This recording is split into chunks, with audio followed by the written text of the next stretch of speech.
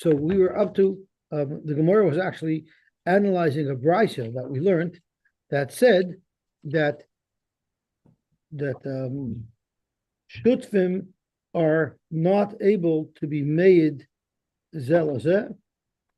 Let's see where it says that. Elam chazeka, or maybe it's the brisa that says it. When we eat in zelazeh, it's the brisa that we had yesterday on number base. The Amar Shmuel, it wasn't even a brisa. Shmuel, the Amar Shmuel, hashutfim machzikin zelazeh u'ma'idin zelazeh. So I'm sorry. So we were analyzing the words of Shmuel, who taught us that shutfim could be made zelazeh. They can say edus one for another. So zok the Gemara u'ma'idin zelazeh, which is the last three words on that members on the base. Frag the Gemara, amai. Why could they be made zelazeh? Noigin be'edusonei. So first we have to know what exactly is the testimony that they would be saying one for the other, and then we could figure out why they're considered neged zelazeh. So the Rashbam tells us on top, amai me'idin zelazeh. How could they be made one for the other? Noigin be'edusonei. Zok Rashbam, the whole man shaloi cholku. If they're still active partners, im yidel shum ma'ar klum minasoda. So now we already know what this edus is about. Someone is being ma'ar against the chelik of one of the two shulm. We haven't yet split it up, the property, let's say, and we're still sharing everything. If a ma'ar comes and the ma'ar impacts one of the shutfim, it's going to impact both of the shutfim. Yafsidu shneya, because some part of the property is going to be taken away. So there are Rishonim who ask, why is this called Noigin Beidusa? They're not the Negeh Beidus. They're the Baldover, they're the Baldin themselves. Negeh means you're saying testimony for a third party that you have some interest in. Here, you are the Baldin. So they talk about that. Anyway, so Zok to Gemara, Hacha b'may yaskinon, the Kosovle, the aid, the shutaf that wants to be the aid, wrote to the machse, din udevarim ein li al sadazu. So basically, the shutaf that wants to say edus was Misalik himself from this field. What exactly is this? Zok Rashbam, the Kosovle haimeid lahaimachse, the person who's acting as the aid, will write to his partner, din udevarim ein li imcha. I have nothing to do with this field. Even my portion of the field, I have nothing to do with. I'm disowning it. It all belongs to you. And this is how we would translate these words. It's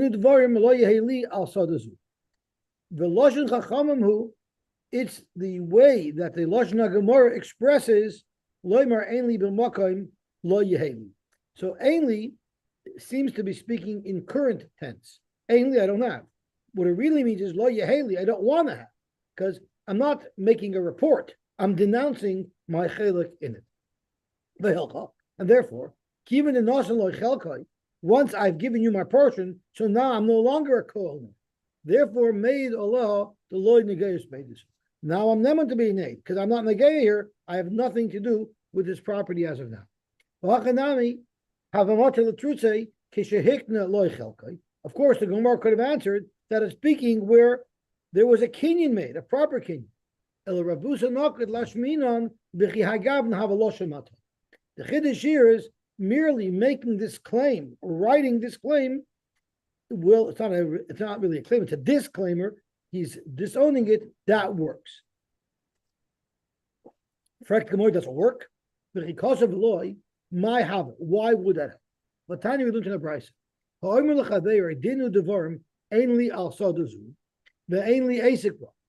I have nothing with this. Or v'yodi misulek. My hand is removed from it. Loy omaklom. It doesn't do anything. It's not a good way of disowning something. Zok Rashi, Zok Rashbam. I keep on mixing up the Rashbam with Rashi. It doesn't. It's not really stating a fact. It's actually trying to create something. So ein li esek, although that's in present tense, what it means is lo yehei li esek. I don't want anything to do with it. Umechalal ata shemeya, and if I don't want anything, so what's going to happen? So basically, I'm giving up my partnership. Ella, if he didn't want to say those words for some reason, that I call Yehei Shalach, so he just says Ein Liasim. Or V'yadi Yehu Misulekes, Lo Yamaklum, the Kivan the Kfar Yesh Lechelek Pasada, you are a partner, you already own this. V'hu Aimer Lo Yehei Lichelek, I shouldn't have one. There's no validity to those words. Ein Zeh Lashon Matan Lechaver. That's not the right nusach to write in a star if you want to give your friend a gift.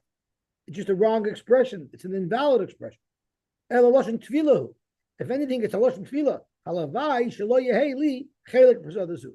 So the problem is, for the Gemara, you didn't use the right nusach of a nesina. So this star will not transfer anything over. B'chol zman shelo yamar yehi nosun loch sadazu, which is a right expression of me gifting a field to somebody else. Lo yotza adayin mershusay. It will not work. Now, when does such a nusach work? For giving away something that you already own, such a nusach doesn't work. But it will work in certain places. What if you're expecting a Yerusha and you say, Ainli din advarim, there it will work. So it could prevent something from coming into your Yerushus, but it cannot act as the proper syntax to give a matan. So, I'm sorry? Your way of saying it. We're talking about writing in the star. Yeah, it's custom. Yeah. It's interesting you can say. So let me just finish one line. If you didn't get it yet, it shouldn't come to me. That's how it works. Why? Nobody can force me to accept something.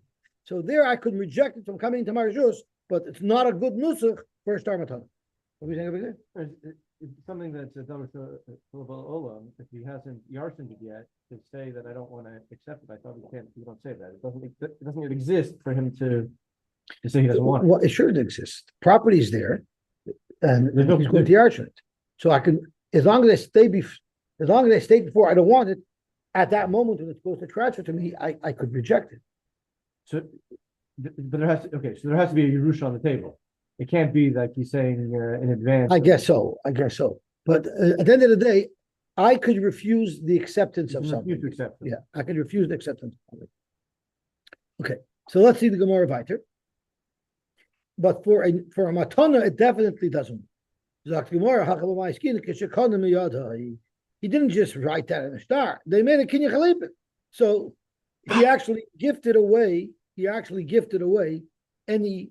Any interest that he might have in this field. Even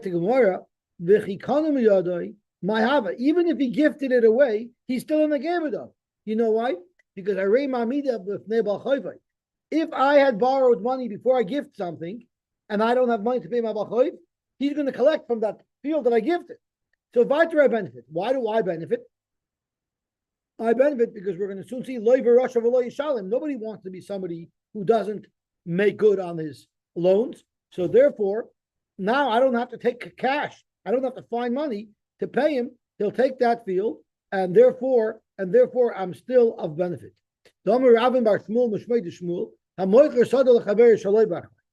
If I sell somebody a field without a price, meaning there's no recourse, if my malva will come take it away, I still cannot say edus. You know why? Because I will still benefit that my balchoiv will be able to collect from it, even though he can't come back to me and get it. So it's not directly relevant to my pocket, but there's still an indirect benefit that I receive by making sure that you get to keep it. Okay, so let's stop a second. Let's see the Rashbam. Zog the Rashbam, v'chikanu miyodim ahave. Akati, actually we should do the Rashbam before. Kishikanu miyodai, shutef chaverei kanu miyodai b'kinyin sudar. So they made a proper transfer, proper matana. If there is a kinyan now, so then the Tanai should help, that I don't want it. I'm not sure why you even need a Tanai. Why do I need didn't verm only? It's not mine. It's actually not mine. I gave it to him. I'm not exactly sure what that's all about. Am I made? I'm still in the Gebedova. Why? I'm happy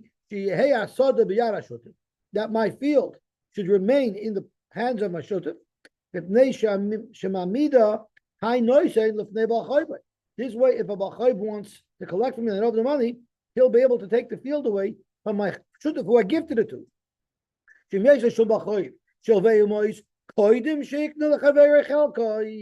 If I had borrowed money before I gifted my share of the property to my friend, my Bachayb will be able to seize that property. The half of the field that I gifted to my friend is still meshubed to a malva that I had from before that. And therefore, now that I gifted to him, my malva takes it away. So what it ultimately did is now I've paid my malva. And once I paid my malva, I don't suffer from the curse of v'lo loy v'rasha v'lo yishala. Nobody wants to be called a loy v'rasha. At least I made good on my loans. The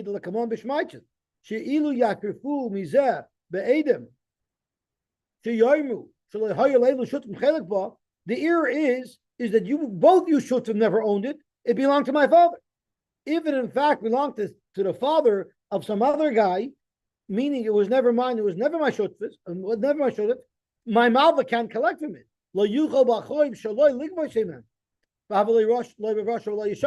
So it's beneficial to me to be able to make sure that the property stays in the hand of my shutf, and my chelik that I gifted to him, he should be able to retain as well, because this way my malva can collect from it.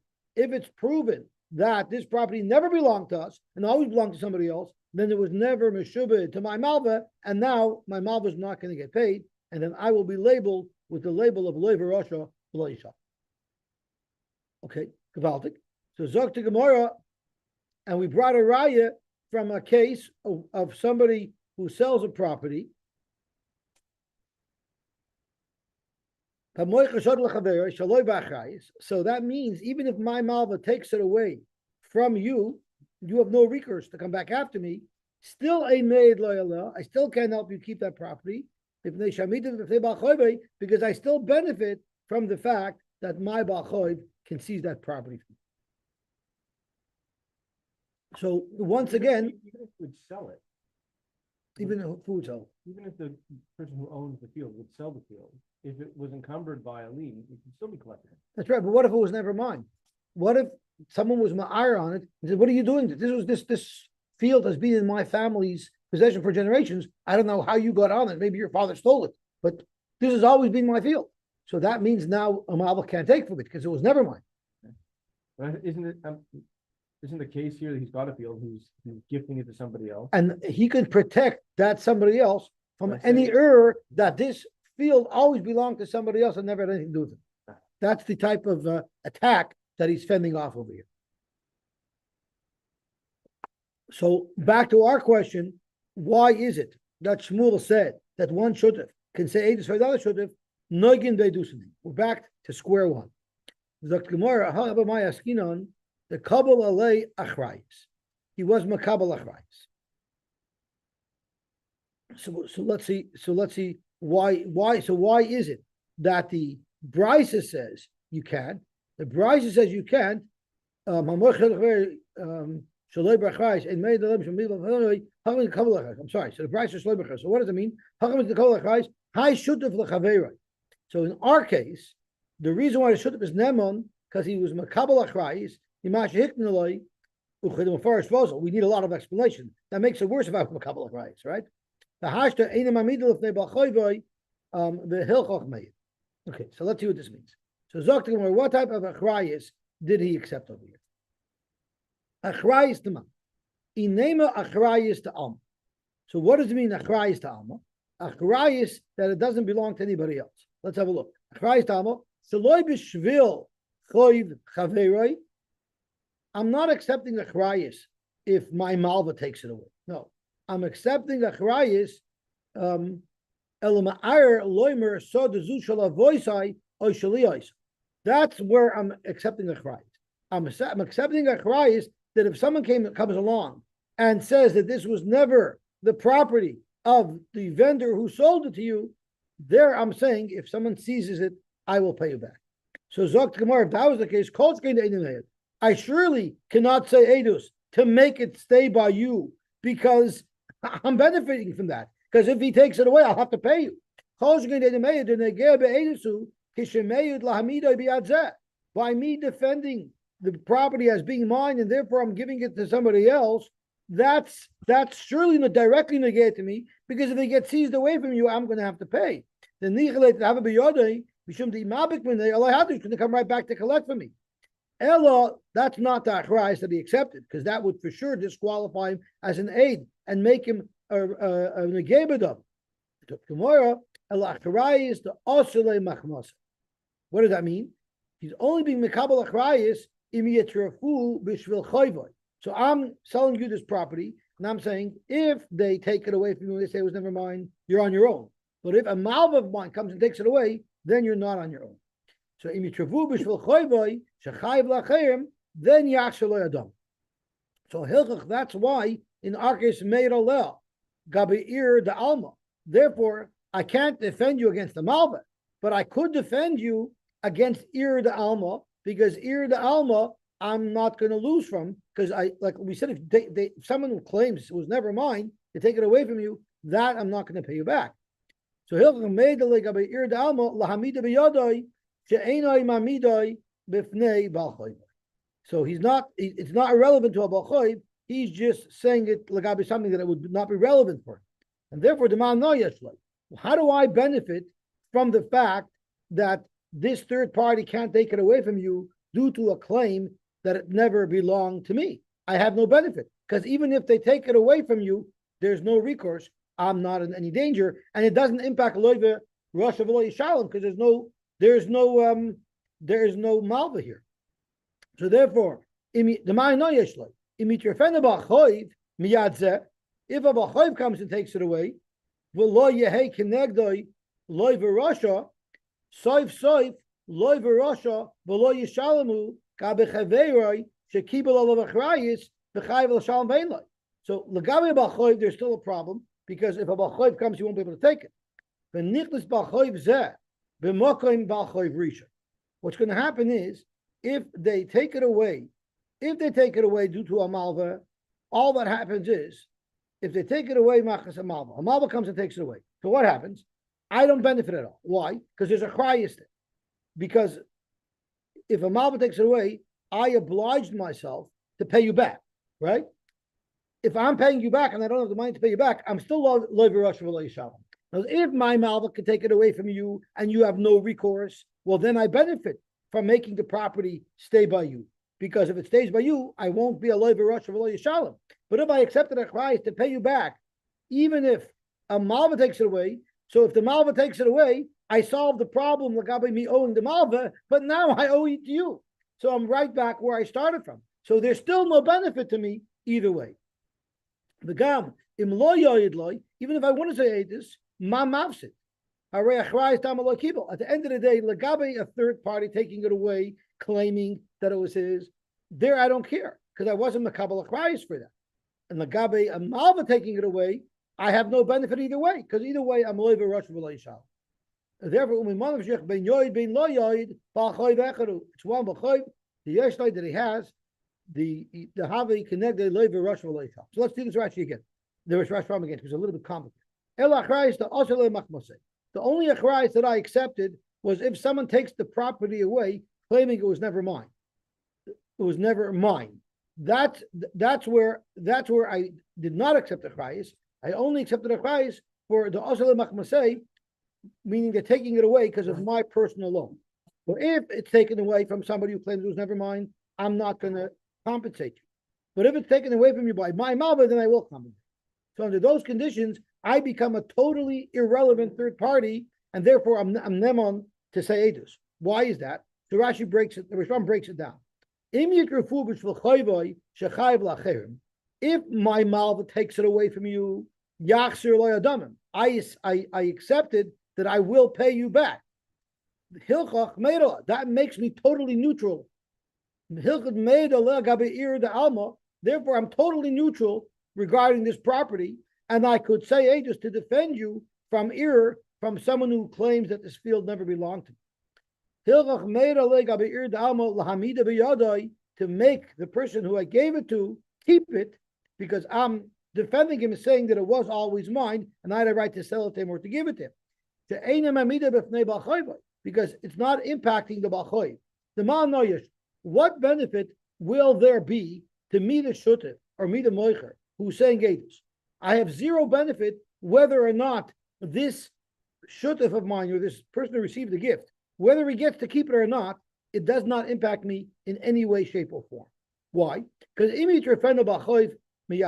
you might say, I want to defend it so that this fellow should be able to keep it, so at least my Balchoiv could come get it, and at least I would have paid off my Malva. But I don't benefit from that. Because if you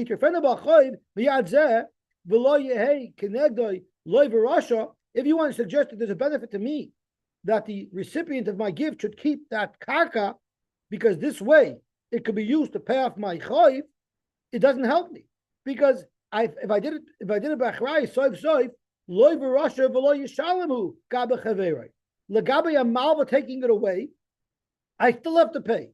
Shekibel olav achrayis. He accepted achrayis if a malva takes it away, but he only didn't accept achrayis if it was taken away by someone who claimed I never owned it. But if it was taken away by a malva, I said I'll pay you back. And therefore, yes, my original malva might seize the property from you and be paid back, but I have to pay you then. So I'm right back where I started from as a loy v'rosh v'lo yishalom. What's the difference if it's the original malva who I owe money to and I have no money to pay, or if it's the other guy? Could be still a loy v'rosh. He still doesn't have money to pay. But he's not expecting any income. He's not expecting a Yerusha. Because you say, I guess that benefit we don't consider a benefit if he has no hope of earning money. If he expects money to come in, you have a very good aura. I benefit from pushing it up, right? The man nicely, I'm sorry, okay, so sure, my original malva will seize the property, but now you're my malva. I'm right back where I started from. Even if I didn't defend it, and this third party took it away because they claimed they never owned it, again, there's no cost to me. I never accepted to pay you back should someone come and seize the property. So I'm completely neutral legabe this situation.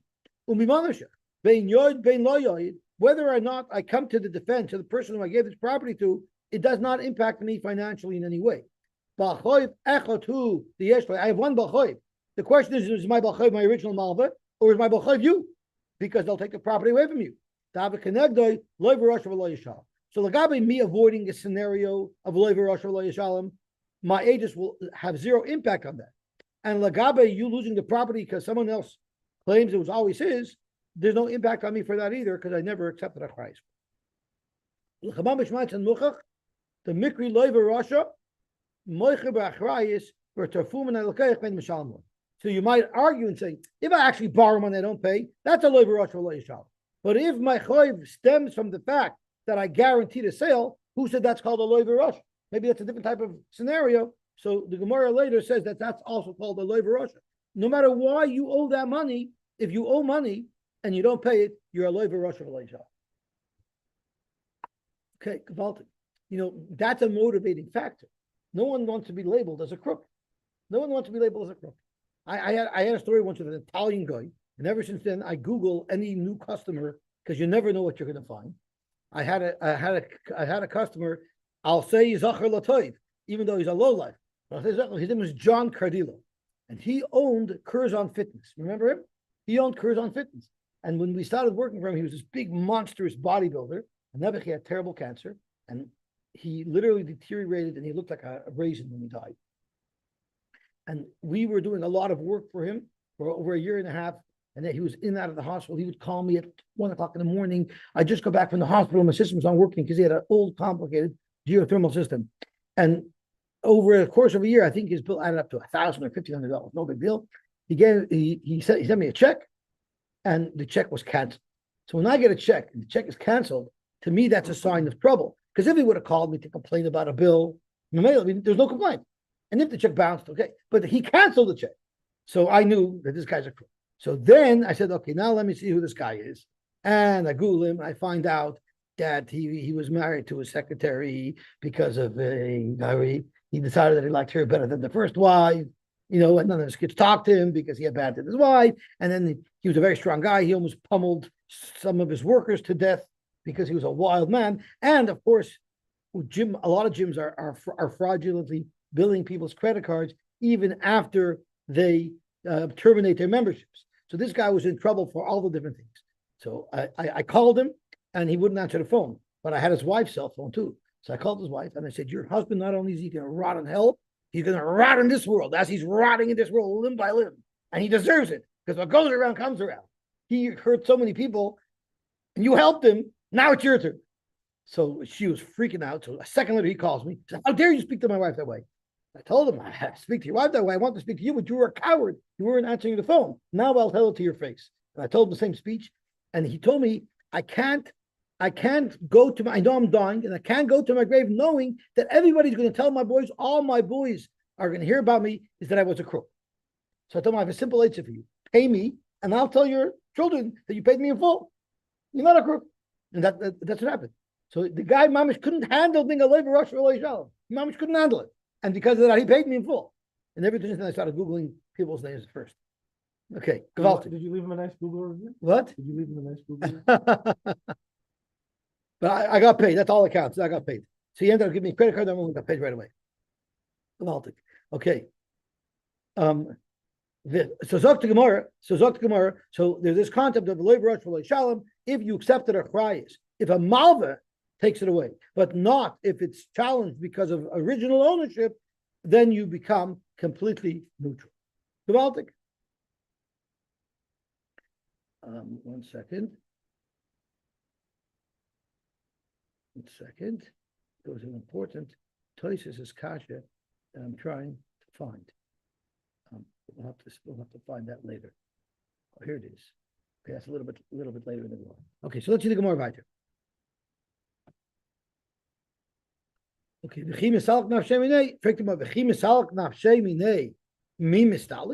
does it work? Does it work if you were once connected to something and now you gift it away? So you're removing yourself from it. Does that wipe out your negias to the point that we could now accept your edus? But Tanya, we learned, there's a city and their Sefer Torah was stolen.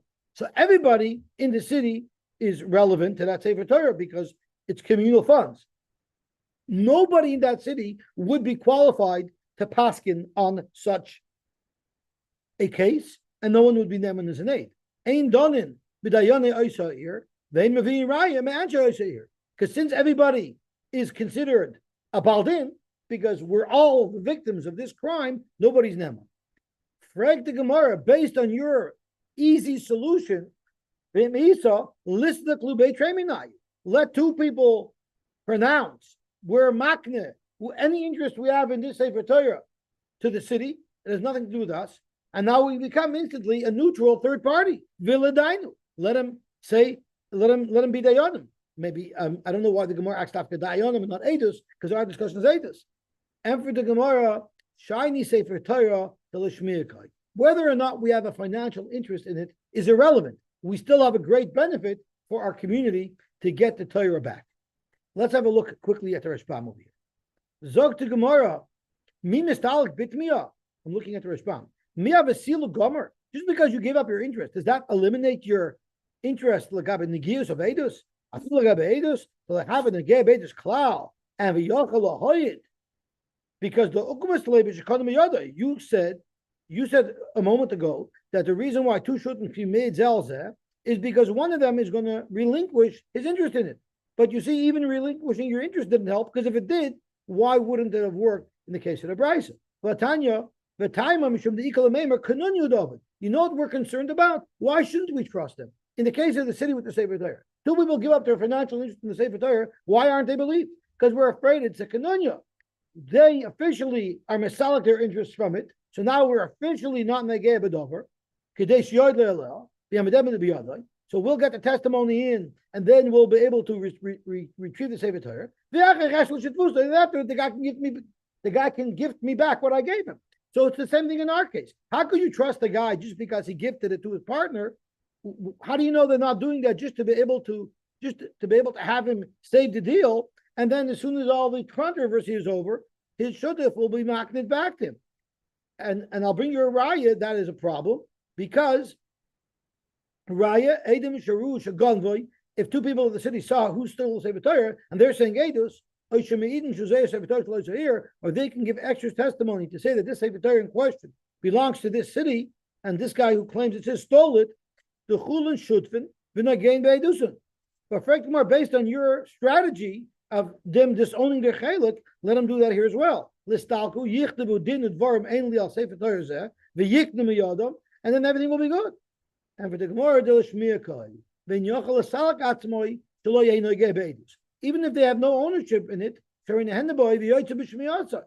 yoitze with hearing it. Elam kain yelech loy loder be'acheres. The only way I could totally remove myself from the gears is if I move to a different city, where I will have no benefit. Doesn't make it better that they won't have benefit from the Sefer Torah. I hear. I guess we don't ask. I guess we don't ask that of them. That's a good point. I mean, in our case, also can make another. I hear, but could be the kasha is because Shmuel said they're believed to say edus. We're still in kind of very funny. Kimta, took a price for this, not price for that, but nether that's too much of the kimta already. The benefit they have is hearing it, but also if it's a communal thing and it needs to be replaced, they would be expected to contribute to the replacement. I hear as well. But this shmiya thing is a very interesting thing because we know that there's a mitzvah that everybody has for ksiva sefer Torah. But the Rosh says a huge chiddush. The Rosh says, why was there a mitzvah of ksiva sefer Torah?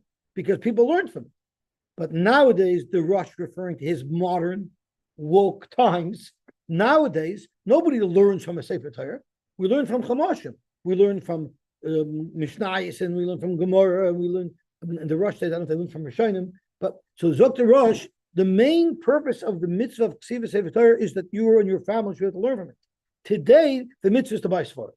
And it's much of in the Lashon HaRosh that there's even no longer a mitzvah to write a Sefer Torah anymore. It's only Sfar. And there's a lot of talk about it in the Chayim, what the Rosh meant. I think many of the Chayim say Avada the Rosh never meant to say that there's no mitzvah of Ksiva Sefer Torah. Avada mitzvah, he's saying in addition to the mitzvah of Ksiva Sefer Torah, there's a mitzvah to buy Sfarim as well. Now, but the Rosh explains that the whole purpose of buying a Sefer Torah is to learn from it. From the Gemara, from the Rashbam, you see it's l'shmiya. It's all about just to hear it being learned. Even if you have Svarim, you still have to be Yotzei Kriya Sefer Torah. So that's the Svara to say that even according to the Rosh, where there's a mitzvah to write a Sefer Torah because you have to learn it, which applies to Svarim, but Svarim won't work for the Shmiya. So that's their Svara why the Rosh is not saying there's no mitzvah of Ksiva. He's just saying there's also a mitzvah to buy Svarim as well. Okay, so let's go more about it. Tashma. Someone said, give a mana to my city. So I'm not sure why maybe he owed it to me and I said give it to my city, but whatever it is, there's a benefit to me that my city will have this money. Ein donin b'dayane oisha ir, be'mevin rayim ancha oisha ir. Lagabe this transaction of Tnu Man L'Meiri, I'm not Neman. I'm not Neman because I benefit from it. I'm in the Gebedov. Freit the Gemara, am I? Lislaku be'trei navshayu v'ledainu. This is no longer talking about a Sefer Torah. This is money. So if it's regular money, why can't I be misalik myself and then be Neman for Edus? How can I be Sefer Torah? The money that we're talking about wasn't stam money. It was money towards writing a Sefer Torah, so I'm still Noigeya. Tashma. Now we're not talking about a Sefer Torah anymore. We're talking about giving money to Aniyim. Once again, I'm the Gebedover, ain't done them with the Yoni Yishair, they Mevin Raima Anche Yishair. More right off the bat, before we even bring a ride to our sugya, this whole Bryce and Minei Obey doesn't make sense. V'tizbra, Anim Shakli, Dayanim Mifsali. Why would Dayanim be puzzled? They're not Anim. Dayanim aren't Anim. So why would they be puzzled? All the Anim are in the Gebedov. They want that money to come into them. But the Dayan, why is he impact? Ella Zok to Gemara, Ella Ema, ein donin b'dayonei oisa ir, vein mavin raya ein donin b'dayonei ani oisa ir. If there's a dayan who's also an oni, who's going to have direct benefit from this donation, he cannot be on the bezin to discuss this.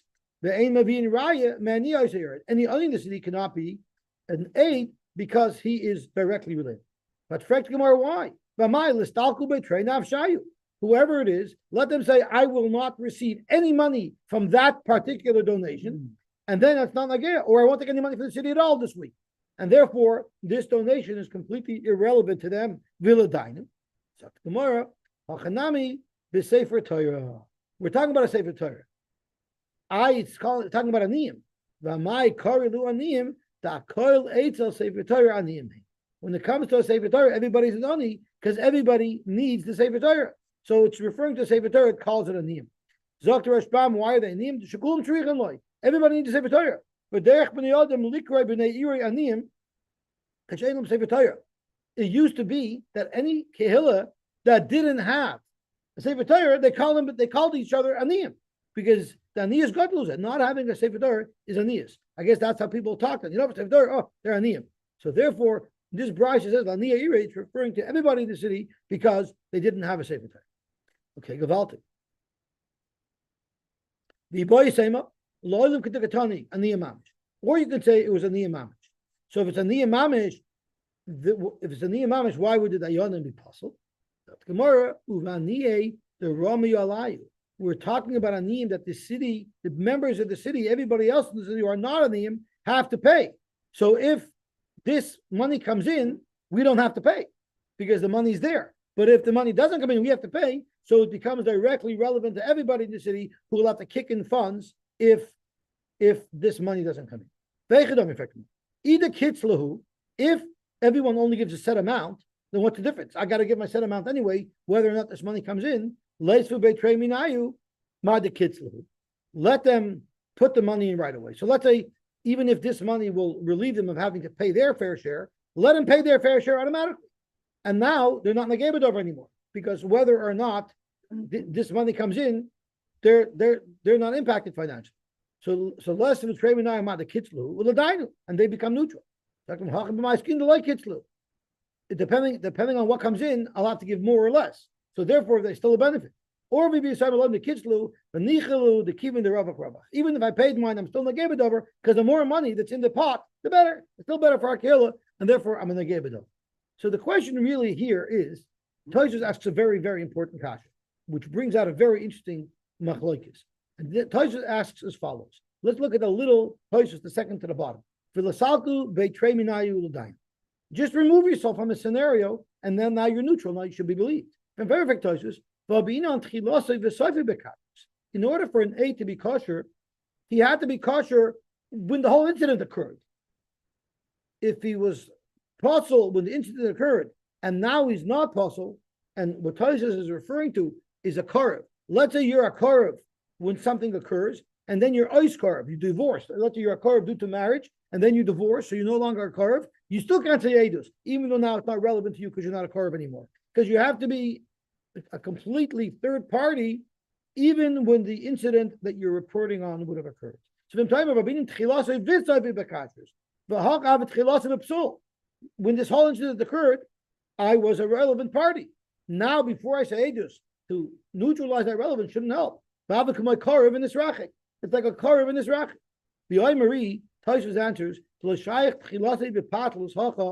keeping Shane paslos totally beguf elabamum. Psul is when you're related, when there's a relation, that's a tchilasei b'psul. Just the fact that you're not a objective third party, that doesn't make you possible. So we just have to take away that negias, and you'll be fine. The Tosfos Arid says something that's a big chiddush. Tosfos Arid says that if you're a negei b'davar, you're not an aid at all. If you're related, then you're considered an aid, but you're a puzzle aid. And the negei b'davar is not an aid. You're not an aid at all. So you were never an aid. Now you could become an aid. The shtickle radical. But that's what he says. The Nasan Shemer Sachar Zelos. There are also Shemer Sachar Zelos. And the way the Rishbam explained it, and I believe I might have explained it I understood it that way as well, but I think now we're departing from that. And the way the Rashbam explains it is as follows: there's some object or objects that were shuttanim. Some of it is kept in your home, some of it is kept in my home, but we're each of us are watching the chelik that I have, even though I'm also working for you, but you're doing the same for me at the same time. So because of that, we're both Shemer Sachar. Frank the Gemara, okay, you're a Shemer Sachar, but it's also a case of Ba'al Avimai. Ba'al Avimai even hatters you by a shoyl, because while you're working for me, I'm working for you. So yes, I might be considered a Shemer Sachar, but it's also Ba'al Avimai. Omer Papa, the Omer Lei, Shmor Le'ayayim, Ani Eshmelach L'Machar. We're never working for each other at the same time.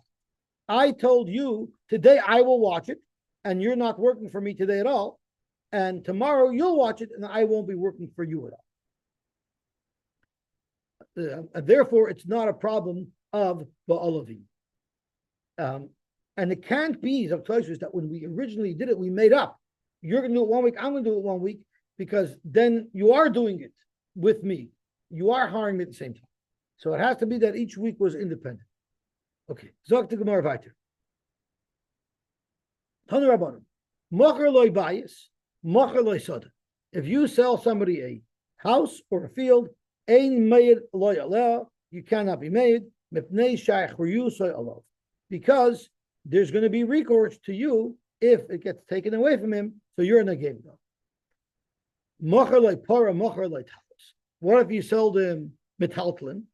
Made loyal. There I could say ages for you. If it gets taken away from you, I don't have a legal responsibility to repay.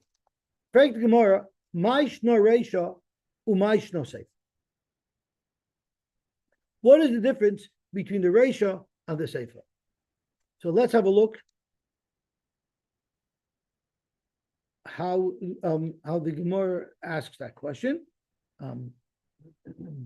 Behind the kaparach, ma'ishna reisha ma'ishna seifa. I'm in the reshbam she'enach reyusa. So this is the Gemara's kasha. Ma'ishna reisha ma'ishna seifa. Ma'ishna metaltali the lehavi achrayis law b'makarki. Why is it that if you sell karka, there is a achrayis, and if you sell metaltali, there's no achrayis? Why should you make that distinction? Im shtei mechir salol b'achrayis. If I sold the metaltali with achrayis, like I might have sold the karka with achrayis, tarvayu achrayus elov. And in both cases, I shouldn't be believed to say Eidos. And if I didn't accept responsibility, so then there shouldn't be a difference between karka metaltlin hatavayu einach riyusel. So the problem is, it's all totally in achrayis. There's no distinction between if it was metaltlin or if it was karka. The distinction is if there's a achrayis or not. Why does the Brisa seem to make a distinction between karka and metaltlin? Ma'ishna reisha ma'ishna seif. Omar b'sheishes reisha. And we have to hold up a little bit. Reisha is Beruvain Segozel Shodem Shimon. So Shimon had a field. Reuven stole the field from him. Umachra Levi and sold it to Levi. But also Yehuda comes along, become an Arer, and he said, Shimon's not the Bailim over here. Shimon's not the victim of Reuven and of Levi. It never belonged to Shimon. It belonged to my family. So while Shimon is fighting with Reuven and Levi trying to get his field back, Yehuda comes along and says, none of you are relevant because it's my field from days from days before, days bygone. So the halacha is the le'lezel Shimon lahasid le'le Levi. Shimon cannot come to Levi's defense. We're going to see soon the nichale, because it's good for Shimon to tahader lei. It should go back to Levi. I'm sorry, because if it goes to Levi, then he can prove that it was stolen. Now, once Yehuda's out of the picture, and it's by Levi, then I could bring a raya that Reuben stole from me and sold it to Levi. I can get it back. It's easier for me to get it back from Levi because if it goes to Yehuda and I lose that fight, then I'm done. I never had shaykhs. So that's better for me. We're going to see in a second. That's exactly what the Gemara is asking. The Levi, if I'm coming and saying Eidos that it belongs to Levi, how is it going to work? I'm still not going to end up with it exactly what the Yitzchak is asking. How in the world, after I just stood and said Edus, that this is fair and square, belongs to Levi, how am I then going to turn around and get it out of Levi? Zok to Gemara, the Omar, he didn't say belongs to Levi. How is he coming to Levi's defense when Yehuda is being the Ira? The Omar Yodana, the Hayara, the Lav the Yehuda. I just said Edus that I know doesn't belong to Yehuda. So that automatically defaults it back to Levi. But I never said that it was Levi's. What type of Edus is it that I know it never belonged to Yehuda?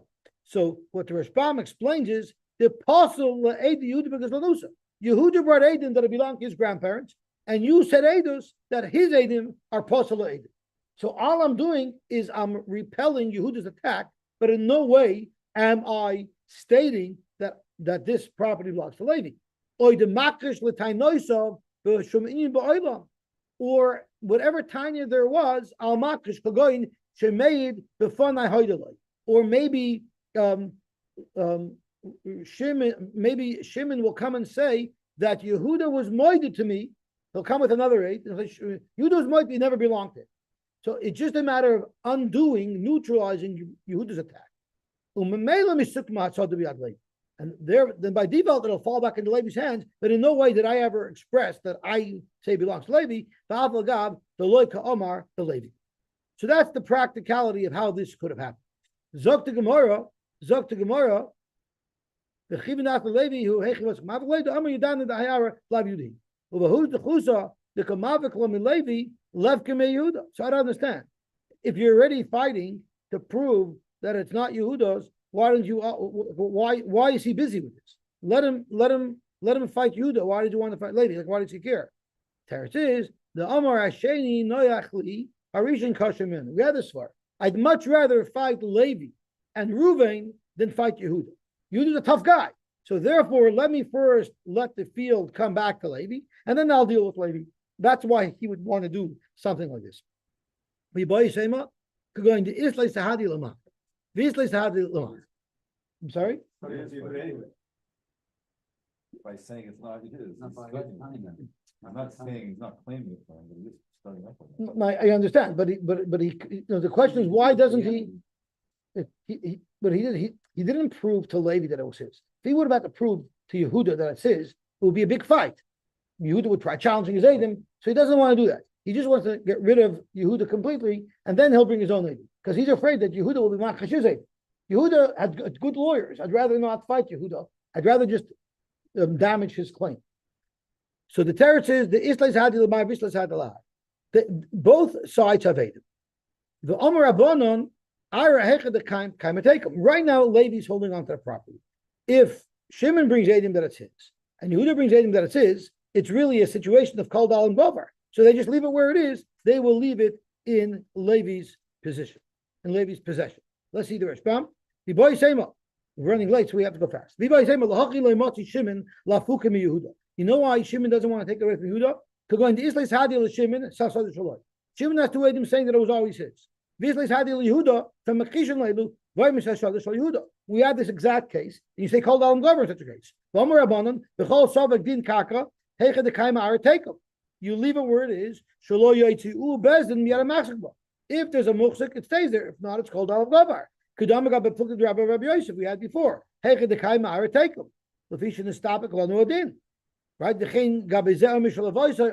called Alam Glover.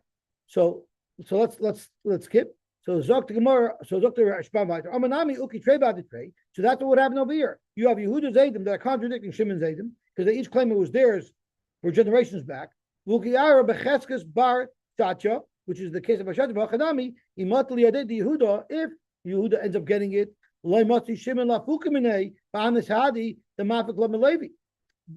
Once Yehuda is in possession of it, Shimon won't be able to get it back because even if he has Edom that say that it's his, it becomes called Alam Gover, it becomes a suffix, and it would be left where it is. It would be left in Yehuda's hands. The Kivan Deminadin, who can never be Yehuda, if I don't come to Shimon's defense now, what's going to happen is it's going to be put into Yehuda's hands. Because regardless, Levi doesn't have a chelik. So then, Harei Yehuda Muchsuk, Yehuda's going to get it.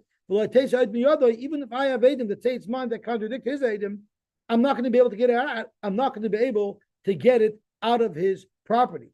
And therefore, Hilchach, Hadim is Aklinale, so it's better for me that it should remain by Levi, and this way, I'll be able to fight Levi later on, because it won't be in the hands of a muhsik, it'll be in the hands of a kol dalam gabar, but we will review this tomorrow. I just don't have enough time now to go through it in detail, so we'll get into this tomorrow, a little more.